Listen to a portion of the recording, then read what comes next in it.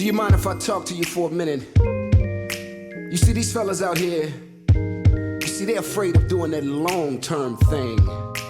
They figure as soon as they lock hearts with another.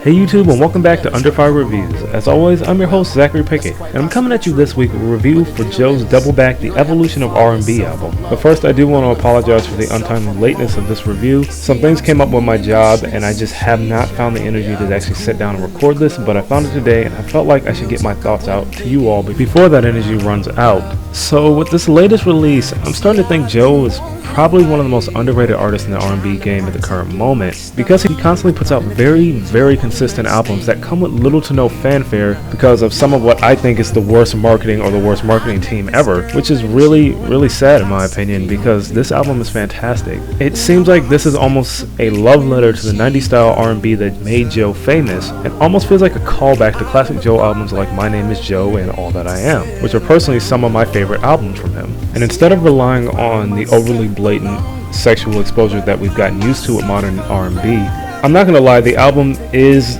probably as sexually charged as the album I reviewed last time, Blurred Lines, but it's the gentle way and cadence of the album and the way it kind of invites you into the song itself. I guess kind of glosses over the over-sexualized content and creates a very inviting, pleasing, and beautiful sound that lovers of the baby making style of music will absolutely adore, and just R&B fans in general will love. Also pertaining to content, it tends to focus more around Joe's usual forte of topics involving love, such as love itself, romance, finding the one you want to spend the rest of your life with, the loneliness that comes with love, and for lack of a better phrase, getting down and dirty with your loved one or your partner.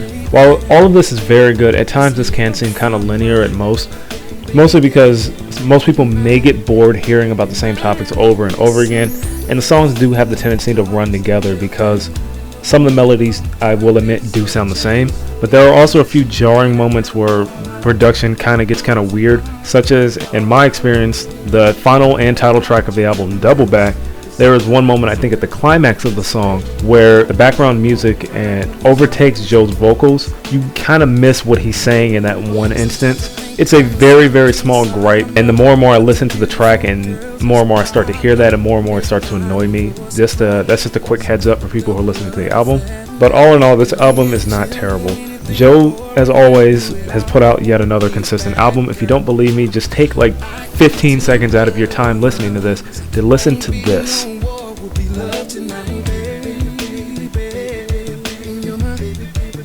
Just listen to that. That is range, power, beauty, excellent production, wonderful background music, and vocals all in one.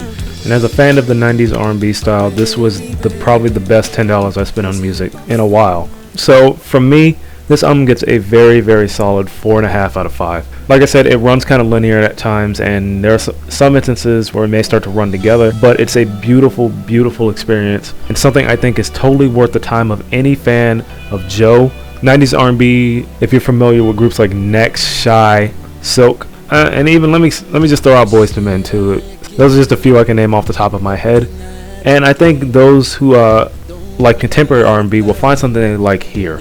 So like I stated earlier, the album's running about $9.49 on Amazon. I think it's totally worth the money, and you should check it out. I'll leave links in the description below to where you can purchase the album, and I think I'll leave a link to Joe's Vevo too if I can find that. But for those of you who are looking for something similar to this album, I do recommend Joe's 2009 release Signature. It carries more of the big band R&B sound, but it's still a very well produced and a very well put out effort. But as always, thank you all for sitting through my ranting and raving. If you like what you heard, hit that like or that subscribe button, and if you heard something you didn't like, I'm always open for discussion, so leave a comment, send me a message, or just anything you want to refute or talk to me about. But I will see you all next week with yet another review, but for now I will leave you with some more Joe.